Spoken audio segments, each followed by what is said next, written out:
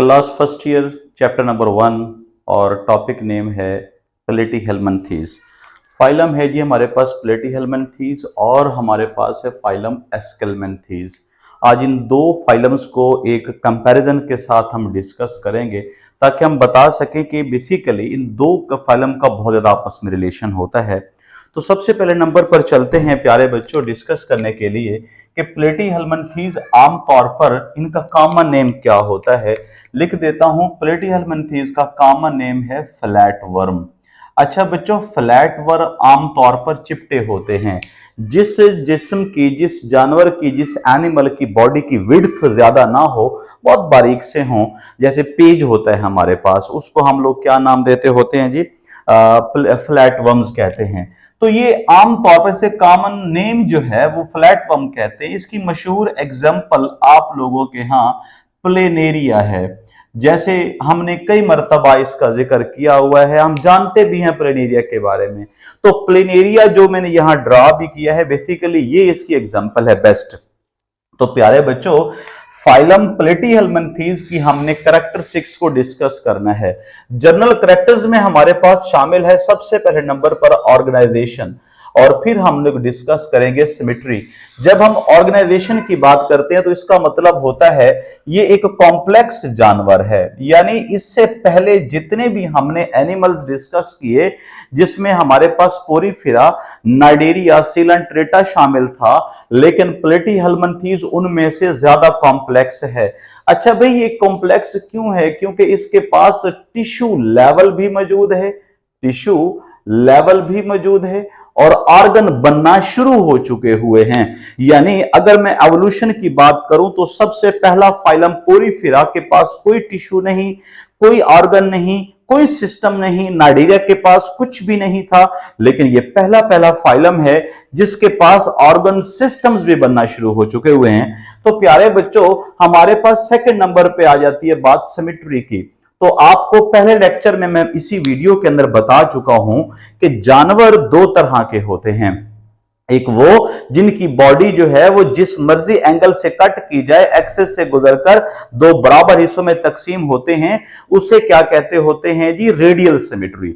लेकिन एक वो जानवर जो सिर्फ वन एंगल में कट हो और दो बराबर हिस्सों में तकसीम हो जाए, उसे कहते हैं बायलेटरल सिमेट्री। तो आपके सामने ये एक प्लेनेरिया है। तो इस प्लेनेरिया को अगर मैं आपके सामने कट करके इमेजिनरी लाइन में कट करता हूं, तो प्यारे बच्चों देखो जी, ये मेरे पास एक कटिंग प्लान है। तो बेटे इस कटिंग प्लान के साथ हमें क्या मिल रहा है? बेसिकली एक सिमेट्री, और उस सिमेट्री को कहते हैं बायलेटरल सिमेट्री। बायलेटेरिया भी बोलते हैं, मैं जानबूझ के लिख देता हूं बायलेटरल सिमेट्री। अच्छा, मैं ऐसी सिमेट्री का टर्म यूज क्यों करता हूं? क्योंकि मुझे पता है बाई का मतलब दो होते हैं, लेटर का मतलब साइड होते हैं। टू साइड्स की सिमेट्री, जैसे अगर मुझे कट करें तो मेरा एक बाजू इस तरफ, एक बाजू इस तरफ, एक कान इस तरफ, एक कान इस तरफ, एक आंख इस तरफ, तो बराबर इक्वल हाफ्स में तकसीम हो जाएगी। तो ये हमारे पास क्या है जी, बायलेटरल सिमेट्री। तो बॉडी की ऑर्गेनाइजेशन तो होगी इनके पास कैसी भला, सादा सी, लेकिन बायलेटरल सिमेट्री। और एक इंपॉर्टेंट बात है जो आप लोगों को बतानी है, that is a body structure. अच्छा प्यारे बच्चों, बॉडी के स्ट्रक्चर के हवाले से थोड़ी सी बातें आपको और क्लियर करता चलता हूं। इनके पास बॉडी की कैविटी नहीं होती। अच्छा, इनके पास अगर बॉडी की कैविटी रियल वाली नहीं होती तो कौन सी होती है? तो पता चला इनके पास फॉल्स बॉडी कैविटी होती है, फॉल्स बॉडी कैविटी। अच्छा, फॉल्स बॉडी कैविटी का मतलब क्या होता है? तो प्यारे बच्चों, मेरी बातों को जरा ध्यान से अपनी बुक पर लिख लीजिएगा। इसे हम बोलते हैं सूडोसीलोमेट्स। सीलोमेट्स ऐसे जानवर जिनके पास जूठ मूठ की बॉडी कैविटी होती है। अब बॉडी कैविटी जैसी स्ट्रक्चर्स मौजूद होते हैं, तो इसलिए फाइलम प्लेटीहेल्मिन्थीज के पास ये बात मेंशन कर दी है। उसके बाद नेक्स्ट सिमेट्री की बात हुई, कैविटी की बात हुई, अब बॉडी की लेयर्स की बात करते हैं। तो बच्चों आपको तो पता है लेयर्स आमतौर पर जर्मिनल लेयर्स होती हैं, और वो कितनी है? यहां पर 3 होती हैं। तो इसलिए ये जानवर कहलाते हैं ट्रिप्लोब्लास्टिक। ट्रिप्लोब्लास्टिक यानी 3 बॉडी की लेयर्स। अब वो 3 बॉडी की लेयर कौन कौन सी हैं, जरा ध्यान से सुन लीजिएगा।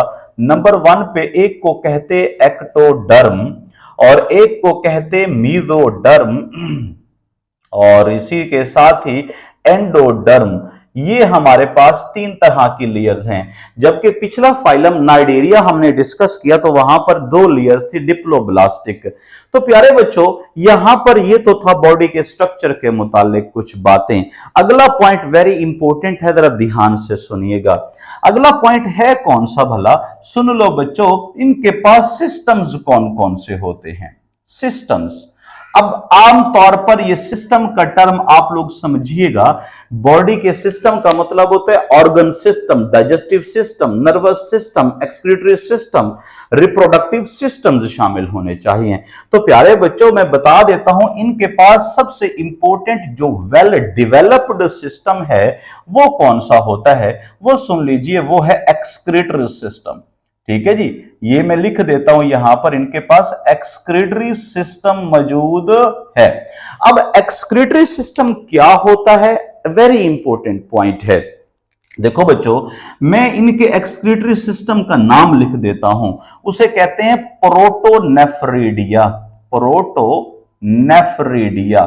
ऐसा सिस्टम जो ट्यूब्यूल्स पर मुश्तमिल तो हो, लेकिन वो जो नेफ्रॉन्स हैं वो उभरे हुए हों। प्रो का मतलब पहला है, नेफ्रो का मतलब नेफ्रॉन्स हैं। ये वही नेफ्रॉन्स हैं जो हमारे किडनी के पास मौजूद होते हैं। तो इनके पास भी कुछ ऐसा ही सिस्टम है। ये इस जगह पर बेटे क्या होते हैं, ये उभार इनके मिलते हैं, ये इस जगह पर। और इन चीजों को मैंने क्या किया, अलहदा से ड्रा कर दिया है। उन सेल्स को कहते होते हैं, मैं लिख देता हूं यहां पर, फ्लेम सेल। क्या बोलते हैं भला, फ्लेम सेल। प्यारे बच्चों, फ्लेम एक सेल है जिसके अंदर ये न्यूक्लियस होता है और ये सीलिया होते हैं।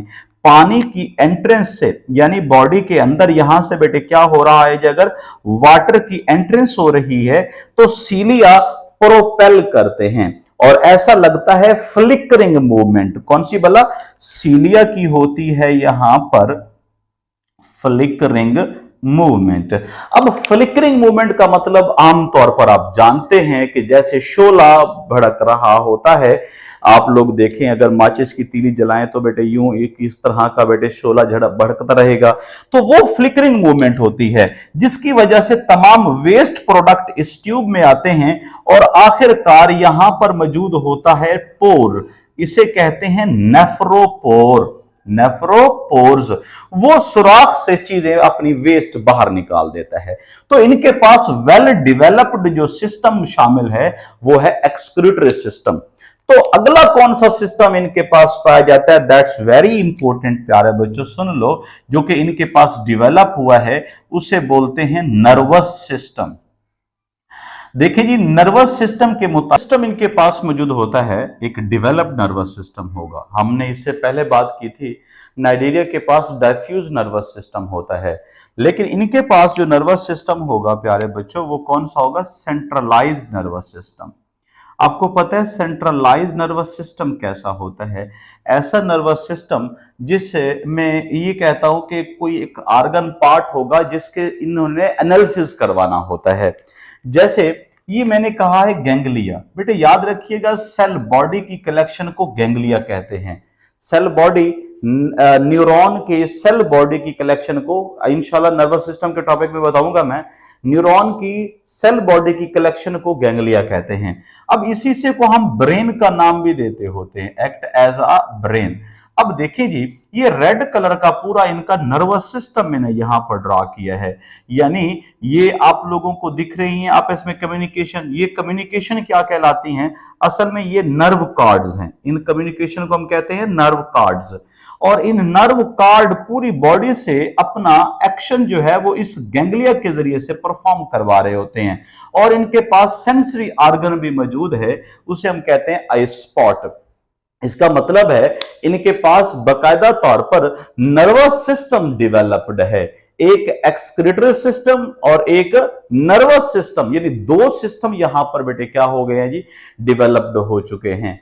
और दूसरे नंबर पे हमें इसकी कुछ एग्जांपल यहां देखने को मिली हैं। एक तो प्लेनेरिया को यहां पर ड्रा किया है, और एक मैंने यहां पर ड्रा किया है लिवर फ्लूक को। लिवर फ्लूक आप जानते हैं, लिवर फ्लूक। अब ये हमारे पास एक जानवर है जिसकी बॉडी का एक हिस्सा माउथ कहलाता है, एक हिस्सा एक्सटीरियर पोर एनस कहलाता है। सिमिलरली इसके पास ये एक सुराख है वेंट्रल सक्कर, ये सक करके रहते हैं, और ये इसका जेनिटल पोर है। इसका मतलब है, इससे जाहिर होता है कि ये जानदार सेक्सुअल रिप्रोडक्शन भी परफॉर्म करते हैं और एसेक्सुअल रिप्रोडक्शन भी परफॉर्म करते हैं। अब देखिए, एक तो सेक्सुअल रिप्रोडक्शन और दूसरे नंबर पे क्या बोला है मैंने, एसेक्सुअल रिप्रोडक्शन। प्यारे बच्चों, जब हम कहते हैं एसेक्सुअल रिप्रोडक्शन तो इसका मतलब है, हम जानते भी हैं, अगर हम प्लेनेरिया के ये टुकड़े कर दें तो ये टुकड़ा पूरी बॉडी को न्यू जनरेट कर सकता है।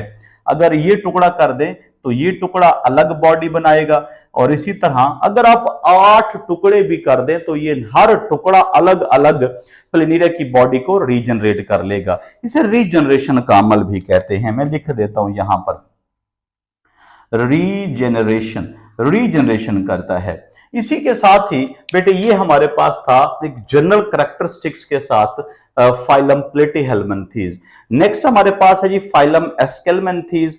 हम फाइलम एस्केल्मेंथीज का एक और कॉमन नेम भी देते होते हैं, उस कॉमन नेम को यहां लिख देता हूं राउंड वर्म। क्या लिखता हूं बोला मैं, राउंड वर्म। अच्छा भी एक और इंपॉर्टेंट बात भी है, नम्स में अक्सर औकात ये एमसीक्यू आ जाता है कि राउंड वर्म को हम एक और नाम देना चाहिए, और वो नाम कौन सा है, तो लिख देता हूं प्यारे बच्चों, इसे कहते होते हैं tube with in tube, tube with in tube. ये लें जी, मैंने ट्यूब के अंदर ट्यूब की बात की है। अच्छा, सबसे पहले नंबर पर मैं इस बात को एक्सप्लेन कर देता हूं कि मैंने ऐसा क्यों कहा कि इस जानदार के अंदर खुद ये ट्यूब लाइक है, राउंड है, और इनके अंदर भी ट्यूब कौन सी है, तो बच्चों सुन लो, ये माउथ से शुरू होने वाला ये एक ट्यूबुलर स्ट्रक्चर एंड तक ये एनस तक जाता है। यानी इस पूरी बॉडी के अंदर, जो बॉडी के अंदर डाइजेस्टिव सिस्टम है, यानी जो है तो सूडोसिलोम वाला, लेकिन वो सिस्टम माउथ से शुरू होता है, ट्यूबुलर लाइक एनस तक जाता है। इनकी बॉडी भी ट्यूब जैसी है, अंदर डाइजेस्टिव कैनाल भी क्या है, ट्यूब जैसा है। तो क्या लिखते हैं, ट्यूब विद इन ट्यूब। आगे है जी हमारे पास ऑर्गेनाइजेशन। तो हमें पता है इसके पास टिश्यूज भी हैं, इसके पास ऑर्गन्स भी हैं, इसके पास सिस्टम्स भी बनना शुरू हो चुके हैं। और इनकी सिमेट्री कैसी है, सिमेट्री के बारे में हम ऑलरेडी बात कर चुके हैं, ये सारे बायलेटरल सिमेट्री में शुमार किए जाते हैं। लेकिन बॉडी का जो स्ट्रक्चर है वो इंपॉर्टेंट है, आपको बताना है। कैसे भला, सबसे पहले नंबर पर हमें पता हो बॉडी लेयर्स। हाँ जी, जल्दी बता दें, कंपैरिजन कर रहे थे ना, बॉडी की लेयर कौन सी होगी, तो क्या कहलाएगा बॉडी की लेयर के लिहाज से, तो क्या इसे हम ट्रिप्लोब्लास्टिक कह सकते हैं, यस, तो इसको हम ट्रिप्लोब्लास्टिक कह सकते होते हैं। इसी के साथ ही हम ये भी कह सकते होते हैं कि 3 बॉडी के लेयर हैं, एक्टोडर्म, एंडोडर्म और मीजोडर्म शामिल है। और फिर हमने इसका कंपैरिजन किस बात की किया था, सिलोम के हवाले से, तो इसको भी हमें क्या नाम देना चाहिए, सूडोसिलोम, सूडोसिलोम का नाम देना चाहिए। ये लें जी, सूडोसिलोमेट भी कह सकते हैं। बॉडी कैविटी इनकी ट्रू वाली नहीं होती। फिर डाइजेस्टिव ट्रैक इनका ट्यूब विद इन ट्यूब की बात कर रहा हूं मैं। इनके पास जो बॉडी होती है आमतौर पर वो किस तरह की शो होती है, क्या उनके पास कोई और सिस्टम मौजूद है, तो आंसर इज यस। तो बेटे चलते हैं सबसे पहले नंबर पर किसको डिस्कस करने के लिए, सिस्टम्स को डिस्कस करने के लिए। इनके पास बाकायदा तौर पर डाइजेस्टिव सिस्टम भी है, ओके, इनके पास बाकायदा तौर पर एक्सक्रीटरी सिस्टम भी है। अच्छा जी, एक्सक्रीटरी सिस्टम के साथ साथ इनके पास बाकायदा तौर पर नर्वस सिस्टम भी मौजूद होता है। तो चलते हैं जी बारी बारी डिस्कस करने के लिए। बेटे मैंने लिखा है यहां पर डाइजेस्टिव सिस्टम। हम जानते हैं डाइजेस्टिव सिस्टम बेसिकली इनके पास ट्यूब विद इन ट्यूब जैसा बात कर ली है, यानी माउथ होगा, फिर इंटेस्टाइन होगी, और फिर एनस होगा, और उस एनस के जरिए से अपना वेस्ट पर बाहर निकाल देंगे। फिर लिखा एक्सक्रीटरी सिस्टम। प्यारे बच्चों सुन लो, इनका जो एक्सक्रीटरी सिस्टम है वो ही है जो पहले हमने प्लेटिहेल्मिन्थीज में डिस्कस किया है। कौन सा भला? प्रोटोनेफ्रिडिया। प्रोटोनेफ्रिडिया, ये लें जी प्रोटोनेफ्रिडिया के बारे में, यानी यहां पर भी क्या शामिल होंगे भला? सुन लीजिए, फ्लेम सेल्स शामिल होंगे। यहां पर भी फ्लेम सेल्स होंगे जिनके जरिए से ये अपनी एक्सक्रीशन करेंगे। लेकिन इंपॉर्टेंट बात यहां पर यह है कि यहां नर्वस सिस्टम बड़ा डेवलप्ड है। कैसे? नर्वस सिस्टम की यहां पर बकायदा तौर पर नर्व रिंग बना हुआ है और पूरी बॉडी के अंदर जो है एक नर्व कॉर्ड्स फैले हुए होते हैं। नर्व कॉर्ड यहां पर क्या होंगे भला? फैले हुए होंगे। तो इसलिए हम यहां पे लिख देते हैं नर्व कॉर्ड्स शामिल हैं। और नर्व कॉर्ड के साथ एक और बात भी लिख देता हूं पैपिली के बारे में। क्या बोला? Sensory papillae. सेंसरी पैपिली के बारे में लिख देता हूं। ये ले जी, मैंने लिख दिया। सेंसरी पैपिली भी इसमें शामिल है, नर्व कॉर्ड भी शामिल है। तो चलते हैं हम इसका एक और नाम भी डिजाइन करते हैं इन्हीं की वजह से। तो बेटे देखें, sensory papillae, nerve cord, nephridia, इन तमाम को रखने वाला एक फाइलम नाम देते हैं। उस फाइलम का नाम हमने लिखा हुआ है फाइलम एस्केल्मेंथीज, राउंड वर्म, या फिर नाम लिखते हैं इंपोर्टेंट नीमाटोडा। अच्छा, नीमाटोडा नाम देने की खास वजह मैं आपको बता देता हूं। असल में ये निमेटोसिस्ट होते हैं, ठीक है। अच्छा, निमेटोसिस्ट बेसिकली हमने प्रीवियस भी पढ़े हुए हैं, स्टिंगिंग सेल। जबकि मैं अब आपको बताने जा रहा हूं ये पैरासिटिक करैक्टर है, ये करैक्टराइज्ड नेम है। कौन सा वाला? कि ये अपने पास क्या रखते हैं आमतौर पर? पैरासाइट्स। अच्छा, वो पैरासाइट्स ज्यादातर बेटे इसी फाइलम में मौजूद हैं जो जानवरों का खून सक करते होते हैं। जैसा कि हमारे पास पिनवर्म भी शामिल होते हैं। क्या बोला? एग्जाम्पल के तौर पर एक और भी लिख देता हूं, पिनवर्म। तो आपकी बुक ने थोड़ा सा लिखा हुआ है, लेकिन फिर भी आप लोग इसको इस मुताबिक बेटे तैयार कर सकते हैं। तो आप देख सकते हैं हमने प्लेटिहेल्मिन्थीज को और एस्केल्मेंथीज को दोनों का आपस में मुवाजना करके बेटे आपको शेयर देता हूं, दोनों का रिप्रोडक्शन में क्या फर्क है। मैं वाज़े तौर पर यहां मेंशन कर देता हूं कि इनकी जो रिप्रोडक्शन है वो कौन सी है भला? सेक्सुअल भी है और एसेक्सुअल भी है। अच्छा, एसेक्सुअल के बारे में तो कह दिया, ये रीजनरेशन करते हैं। लेकिन सेक्सुअल रिप्रोडक्शन के हवाले से एक बात इंपॉर्टेंट करनी है मैंने आप लोगों से, और वो क्या है जी भला? ये सेक्सुअल रिप्रोडक्शन के हवाले से होते हैं हर्माफ्रोडाइट। हर्माफ्रोडाइट।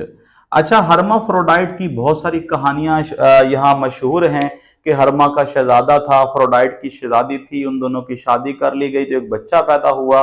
वो बच्चा दोनों का मिक्सचर था, हर्माफ्रोडाइट। हाँ, क्या समझिए बोला? कि भाई एक ही जानवर के पास, एक ही जानदार के पास मेल भी होगा और फीमेल भी होगा। तो हम क्या कह सकते हैं? इनके पास एक जानदार ऐसा है जिनको हम लोग क्या नाम देते होते हैं भला? कि वो सेगमेंटेड बॉडी रखता है। कौन सी भला? सेगमेंट। क्या होता है कि वो जानवर जिनके पास मेल और फीमेल सेक्स एक ही जानदार के पास मौजूद हो, उसे क्या कहते हैं जी? हर्माफ्रोडाइट कहते होते हैं। अब इसी के साथ हम लोग इसका रिप्रोडक्शन भी डिस्कस कर लेते हैं। तो प्यारे बच्चों याद रखिएगा, ये हमेशा सेक्सुअल रिप्रोडक्शन जब करते हैं तो इनका सेक्सुअल रिप्रोडक्शन के हवाले से ये यूनिसेक्सुअल कहलाते हैं। ये होते हैं जी क्या भला? यूनिसेक्सुअल। यूनिसेक्सुअल ये क्या है भला? हर्माफ्रोडाइट। और ये क्या है जी? यूनिसेक्सुअल, यानी एक जानवर के पास एक सेक्स मौजूद होगा। और इसके अलावा फिर एक कंपैरिजन जो नहीं दिया हुआ आपकी बुक में मैं कर देता हूं, और वो क्या है जी भला? रेस्पायरेशन। प्यारे बच्चों याद रखिएगा, इनका जो रेस्पायरेशन है वो नहीं होता। यानी इनकी बॉडी के अंदर एस्केल्मेंथीज के पास नो रेस्पिरेटरी सिस्टम। दोबारा बता रहा हूं, there is no respiratory system in the aschelminthes and no respiratory system in the platyhelminthes. No circulatory system in aschelminthes, no circulatory system in platyhelminthes. तो जो जो सिस्टम इनके पास पाए जाते हैं वो सुन लीजिए, लिख लीजिएगा अपने पास। एक digestive system, excretory system, digestive excretory nervous system और रिप्रोडक्टिव सिस्टम। ये चार सिस्टम यहां डेवलप हो चुके हैं। इसके पास डाइजेस्टिव, नर्वस, एक्सक्रीटरी और रिप्रोडक्टिव सिस्टम। इसके अलावा बाकी सिस्टम अभी डेवलप इनके पास नहीं हुए हैं। तो आप लोगों ने इस वीडियो को लाजमी देखना है और शेयर भी करना है, ताकि आप लोगों को अगले 2 फाइलम की इस तरह फाइलम्स पूरी बुक के आप लोगों को लेक्चर्स यहां पर अवेलेबल होंगे। तो प्लीज लाजमी आपने सब्सक्राइब भी करना है और रिकमेंड भी कर देना है, कमेंट्स भी करने हैं जी। जज़ाकल्लाह।